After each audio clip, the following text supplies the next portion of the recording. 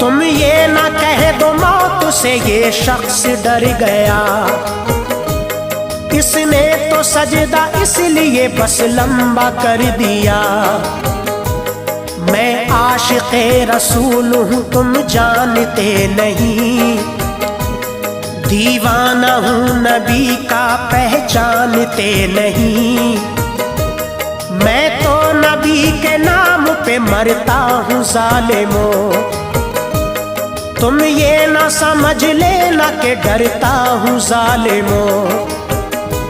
सूली पे जब चढ़ा दिया हज़रत खुबैब को, उस वक्त उनका काबे को चेहरा था दोस्तों।